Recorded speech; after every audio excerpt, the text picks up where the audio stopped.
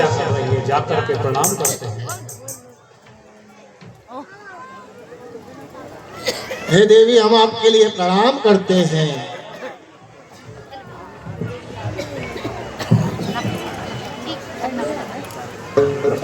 प्रसन्न रहो। कौन हो भैया आप? हम बानर भालू हैं। बानर भालू? हाँ। लेकिन इस गुफा में तुमने प्रवेश कैसे किया? हमें बड़ी जोर से प्यास लगी हुई थी और भूख भी लगी हुई है, इसलिए इस गुफा में हम आए हैं। तो ठीक है, आप इस गुफा के पीछे चले जाइए। वहाँ पर सुंदर सरोवर है और वहाँ फल फूलों का बगीचा है। जाकर के फल फूल खाओ और जल पान करो। आ जाओ। जय जय श्री राम। सभी जल पी करके, स्नान करके, फल खा करके फिर पुनः आगे आकर के प्रणाम करते हैं। और खोद करते हुए हम इस विवर में प्रवेश कर गए, परंतु यहाँ से बाहर जाने का मार्ग हमको नहीं मिल रहा है। किस प्रकार से हम इस गुफा से बाहर जा सकते हैं? ये बड़ा पुराना वृत्तांत है भैया। इस गुफा का नाम है ऋक्षवल गुफा और मेरा नाम है स्वयं परवा। स्वयं परवा और हेम परवा हम दो बहन थी जो कि इंद्र के राज्य में एक नृत्य का काम किया करती थी। एक दिन चंद्रमा नाम के ऋषि आए और उनको देख करके हम दोनों बहन हंस गई। उन्होंने हमें शाप दिया। शाप के कारण से मेरी बहन जो थी वो बहुत ही अधिक सुंदर थी। उसे एक दैत्य लेकर के चला गया। मैं यहाँ हूँ और उसने कहा था कि जब त्रेता के चौथे चरण में राम अवतार होगा, उनकी भार्या का हरण हो जाएगा, वन में आकर के उसकी खोज में बानर भालू आएंगे, तुम्हारा उद्धार हो जाएगा। क्या आप वही हो? वही है। तो भैया इस गुफा का नाम है ऋक्षवल गुफा।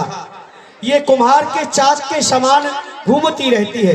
जो प्राणी इसमें आ जाता है वो आ तो जाता है लेकिन निकल नहीं पाता है। इसलिए मैं आपको उपाय बता रही हूँ। आप सभी अपने नेत्र बंद कर लीजिए और सहज में ही इस गुफा से बाहर निकल जाएंगे और मुझे परमात्मा श्री राम का पता बताइए कि वो कहाँ पर है। वो ऋष्यमुख पर्वत पर इस समय विराजमान है। आप वहीं जाइए, उनसे भक्ति का वरदान मांगिए। ठीक है, चलिए। और जो महाराज सुग्रीव ने हमको 1 महीने की अवधि दी थी, उसमें से आधी अवधि निकल चुकी है। अब अभी तक माता का कोई पता नहीं लगा है। अब क्या करना चाहिए? ऐसा है भगवान। न सोधु गिर कंदरा सुनी संपाति। अरे भाई, ये कौन है जो कि हमको खाने के लिए कह रहा है? गिर कंदरा सुनी संपाति, जटायु का बड़ा भाई। लो लो, इसमें बोलो। लाल लाल खाना खाऊंगा। आज तो भगवान ने एक साथ मुझे 5 भोजन दिया। खाऊंगा। अब तो हमारा मरण निश्चय ही हो गया है। दोनों प्रकार से मरण है। यदि हम महाराज सुग्रीव के पास में जाते हैं तो वो हमें नहीं छोड़ेंगे और ये हमको खा जाएगा। आज तो हमारा मरण ही है। अरे भाई, धन्य है। आप जानते हैं, देखो, बोले ऐसा है। देखो, एक वो था जटायु, हाँ, जो पंचवटी पे रहता था। प्रभु की सेवा में अपने प्राणों को लगा दिया। और एक ये है गीतराज, जो कि प्रभु के सेवकों को खाने की कह रहा है। ये क्या कह रहे हो? जटायु जटायु जटायु को क्या हो गया है? जटायु मारा गया। जटायु मारा गया। हाँ, मारा गया। प्रभु श्री राम की सेवा करते हुए जटायु मारा गया। अरे तू क्यों रो रहा है भाई? अरे भाई मानो, वो जो जटायु था मेरा भाई था। तेरा भाई था? हाँ। अच्छा। एक समय ऐसा हुआ, हम दोनों भाई अपनी जवानी में थे। अब भाई जटायु बोला चलो सूर्य नारायण के समीप चलते, उनके घोड़ों को देखेंगे कैसे?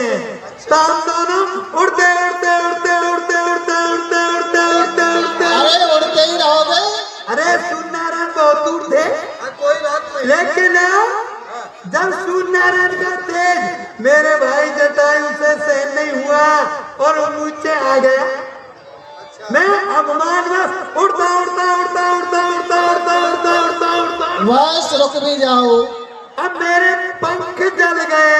अब फिर मैं वहां से लुढ़कता पुढ़कता लुढ़कता पुढ़कता लुढ़कता पुढ़कता अब धड़ाम से यह आ गिरा। चंद्रमा नाम के ऋषि ने देखा ये संपाति है, पंख जल गए, मुझ पर दया आई तो उन्होंने कहा संपाति जब भगवान के बानर आएंगे तो तेरे पंख उदय हो जाएंगे। अब एक काम करो, पहले मेरे भाई जटायु को तिलांजलि दिला दो, मेरे हाथ में जल दे दो, लाओ पिंड पिंड पिंडा और पिंडा ऊपर पानी, ले जटायु पानी, तुम मर गए हम जानी। निदान कर रहा है अपनी भाषा में और क्या कह रहा है फिर? सुनो, गिर त्रिकूट ऊपर बस लंका, तह रहे रामन सहज आशंका। अब तुम कहाँ जा रहे हो?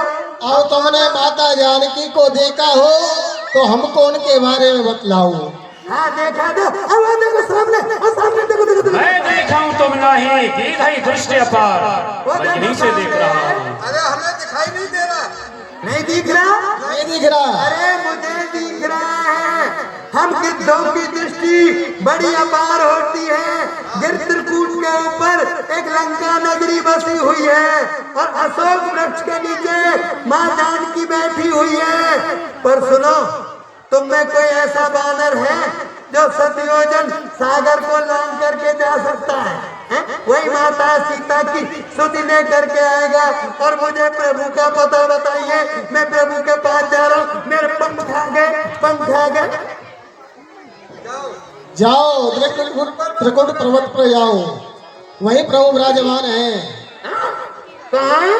गिर त्रिकुट पर, ऋषि मुख पर। अच्छा अच्छा, ऋषि मुख पर जा रहा हूँ। हाँ हाँ ठीक है, अभी गया।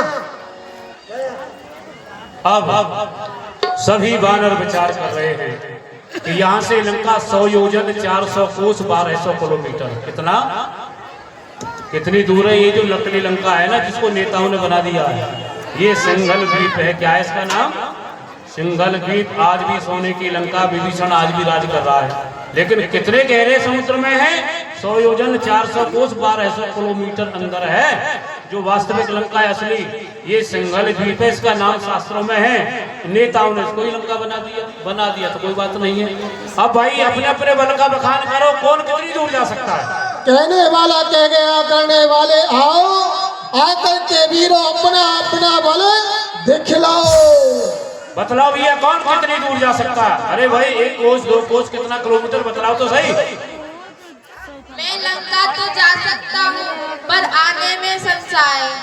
अच्छा, हे अंगद जी, आप हमारे सेना नायक हैं, आपको हम इस प्रकार से लंका के लिए नहीं भेज सकते हैं। इनसे पूछिए जो छोटे छोटे बंदर है, भाई कितने किलोमीटर जा सकते हो? कुछ तो बोलो मुझसे, बुलवाओ उनसे।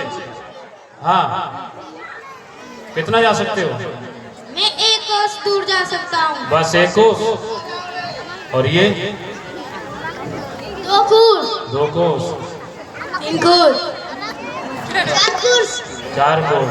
5 कोस। देखो भाई, जामुन जी कहते हैं, जब ही त्रिविक्रम में भाई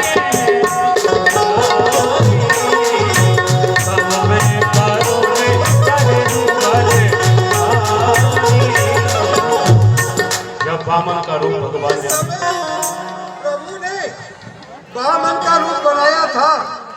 जब मेरी युवा अवस्था थी तो प्रभु ने उस समय विराट रूप धारण किया था, तो मैंने 2.5 घड़ी में प्रभु की 7 परिक्रमा लगाई थी।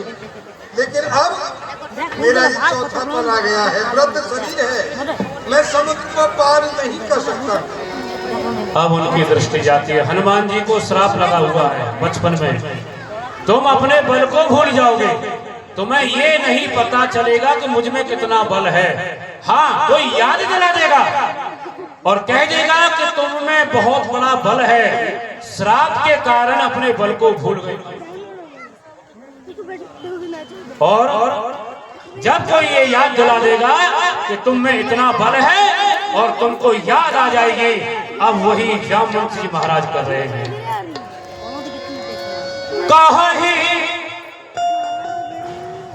कहीं रीछी पति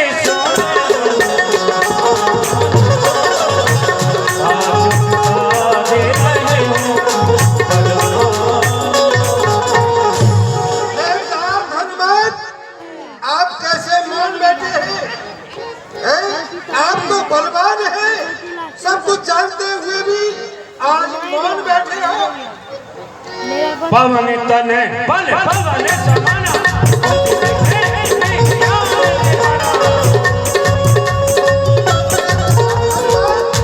आप तो बल और बुद्धि के निधान हैं और पवन के समान चलने वाले हैं। आज आप अपने बल को कैसे भूल गए? आपका कार्य तो प्रभु की सेवा के लिए हुआ है, फिर आप सब कुछ भूल रहे हैं। आप लोग पहले अपने अपने दोनों हाथ उठा लो। देख लीजिए, अब बल की याद हनुमान जी को आने वाली है और बड़े जोर से ताली बजनी होने चाहिए। चौपाई प्रारंभ है।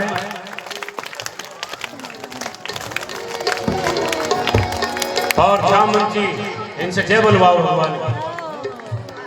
बोलो जय रामचंद्र की, श्री रामचंद्र की।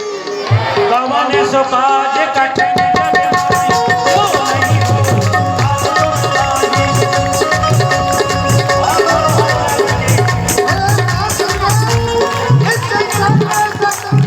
किसी के भी हाथ आप नहीं कर सकते हैं।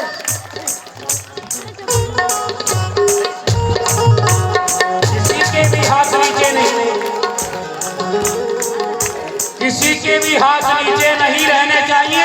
दोनों हाथ उठा करके ताली बजा करके और जोर से बोलिए। राम का तिलक कोई आवता, हे हनुमान जी आपका तो अवतार ही भगवान के कार्य के हेतु हुआ है। उठो उठो हनुमान जी उठो। आप लोग दोनों हाथ उठा के बोलो, बोले राजा रामचंद्र की, हनुमान जी महाराज की। सुनते ही भैया हूँ